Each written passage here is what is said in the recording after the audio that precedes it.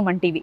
ప్రకృతికి మనిషికి వచ్చే అనేక రకాలైన శారీరక మానసిక రుగ్మతలను నయం చేయగలిగే శక్తి ఉందని మనందరికీ తెలుసు. మరి ఈరోజు మనం హైదరాబాద్లో బల్కంపేటలో ఉన్న ప్రకృతి చికిత్సాలయం దగ్గరికి వచ్చేసాం.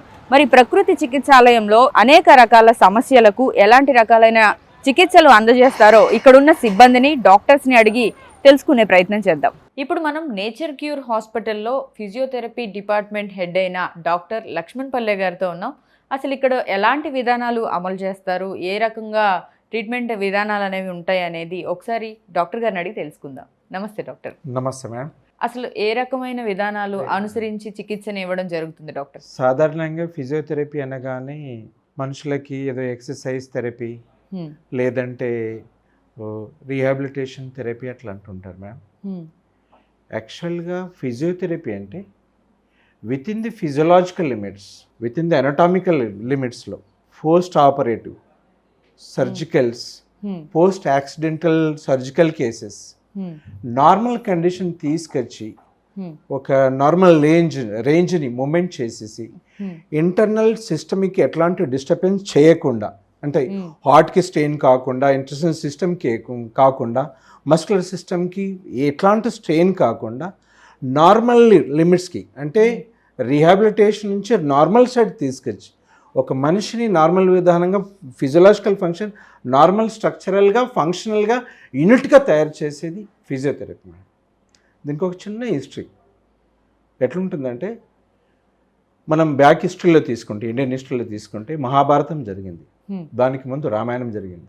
ఈ యుద్ధం జరిగినప్పుడు కొన్ని millions of people they have injured. ఆ ఇంజ్యూర్ అయిన వాళ్ళని they are not neglected, they are cured from the experts. అక్కడి నుంచి స్టార్ట్ అయింది ఫిజియోథెరపీ.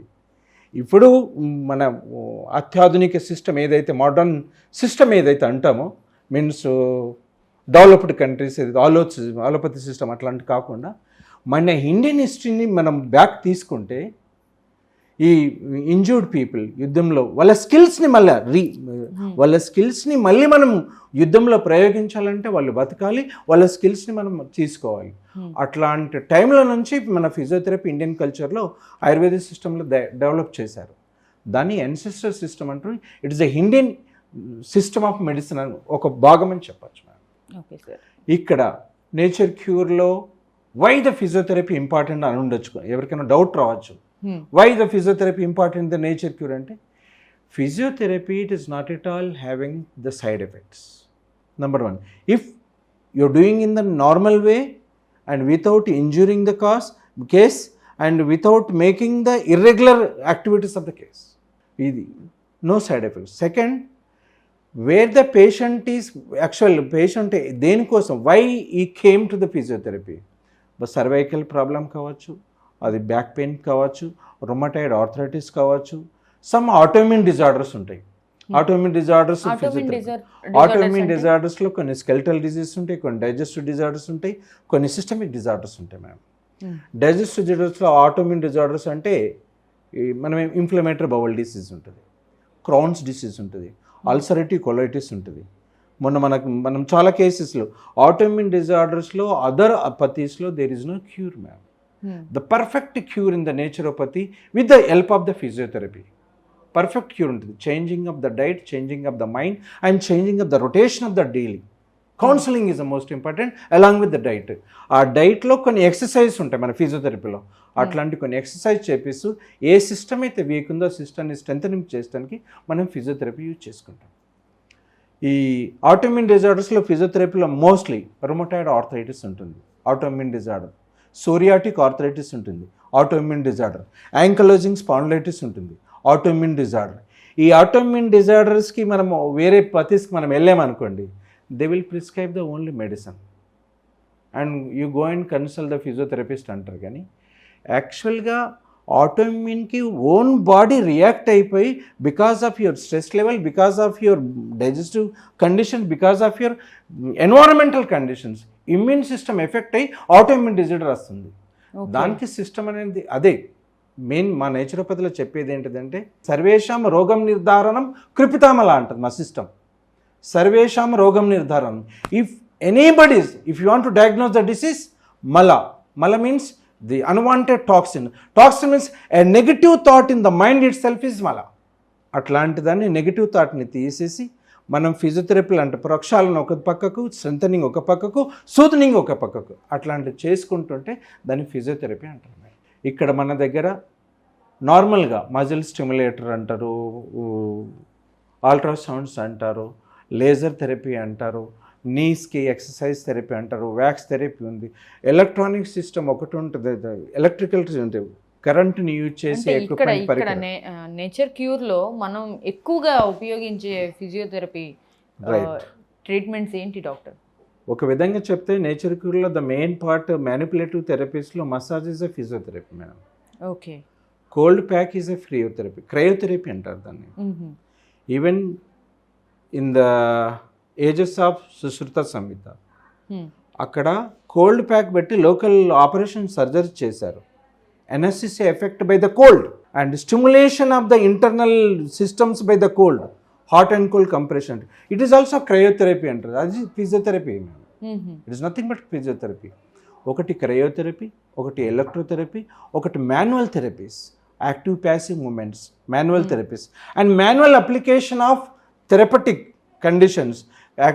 వీటితో పాటు సర్వైకల్ ట్రాక్షను, లంబార్ ట్రాక్షను, వాటితో పాటు electronic computerised lumbar traction, electronic tractions ఒకటి యూజ్ చేస్తారు, ఎలక్ట్రానిక్ ఒకటి చూస్తే. దీంట్లో వచ్చి infrared light, non luminous infrared లైట్లు, దాని తర్వాత అల్ట్రాసౌండ్స్, దాని తర్వాత muscle stimulators, IFT interferential currents అంటారు, లేజర్ థెరపీ అంటారు, దీని తర్వాత ఫారడిక్ కరెంట్స్ అంటారు.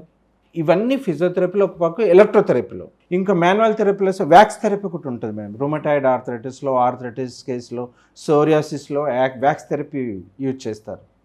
ఇంకోటి వేగా ట్రీట్మెంట్ ఉంటుంది, ఓగా ట్రీట్మెంట్ అనేది. ఇది మామూలుగా ఒక బాడీ కండిషన్ చూసి, బాడీ టెంపరేచర్ని బట్టి ఇంటర్నల్ ఆర్గాన్స్ని పెరిఫెరల్గా ఎట్లా స్టిమ్యులేట్ చేసి పెరిఫెరల్ బ్రాంచెస్ని అంటే సర్క్యులేషన్ పెంచడానికి ఫిజియోథెరపీని యూజ్ చేస్తారు మేడం. ఇక్కడ ఫిజియోథెరపీకి ఎక్కువగా ఎలాంటి పేషెంట్స్ వస్తూ ఉంటారు? Right madam. Physical activities 30%, mental activities 70%. In the ancient days physical activities 90%, mental activities 10%. Sedentary life. ఇప్పుడు మేమున్నాం, స్టూడియోలో ఉన్నాం అనుకోండి, ఏసీలు ఉన్నాయి మేడం. ఇలా ఒక 3 hours నుంచి 5 hours కూర్చున్నామా, కనెక్టివ్ మసాజ్, కనెక్టివ్ టిష్యూ అంటారు, మజిల్స్ మాస్పేషియా అంటారు. ఈ కనెక్టివ్ టిష్యూ ఇట్లా మెల్లగా కన్స్ట్రక్ట్ అవుతుంది మేడం. ఈ కన్స్ట్రక్ట్ అయినప్పుడు మీరు సేమ్ పొజిషన్ ఇట్లనే సిస్టమిక్గానో లేకుంటే ఇట్లా రాయడంగానో కూర్చున్నారా, ఆ డిస్క్ ఇట్లా బెండ్ అయిపోయి దాంట్లో నుంచి ఆ డిస్క్ బయటకు వచ్చే ఇన్ఫ్లమేషన్ అయ్యే ఛాన్సెస్ ఉంటుంది.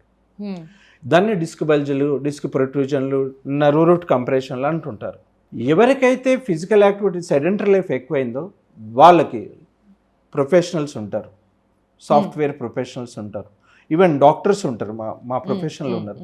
డాక్టర్ మోర్ దెన్ 5 hours కంటిన్యూస్గా ఒక సీట్లో కూర్చొని ఉన్నారా, బ్యాక్ పెయిన్ రావచ్చు, ఆర్థరైటిస్ రావచ్చు, నెక్ పెయిన్ రావచ్చు. Because the lack of circulation with decrease the lack of stamina in muscular strength and in the ligaments.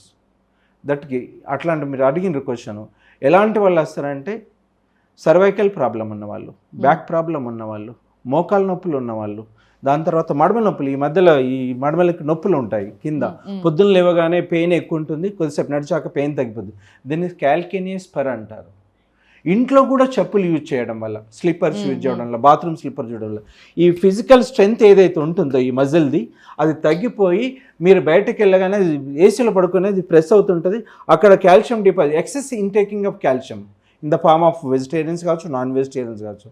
ఆ కాల్షియం ఓవర్ గ్రోత్ అయిపోయి అక్కడ క్యాల్కినస్ స్పర్ అనే ఒక బోన్ గ్రోత్ పెరుగుద్ది, దానివల్ల పెయిన్ వస్తుంది. ఓకే. సో ఇట్లాంటి వాళ్ళలో మనం ఫిజియోథెరపీని బాగా మంచిగా యూజ్ చేసుకోవచ్చు. ఇట్ ఈస్ డ్రగ్లెస్ కండిషన్స్, ఎట్లాంటి మెడిసిన్ ఉండదు.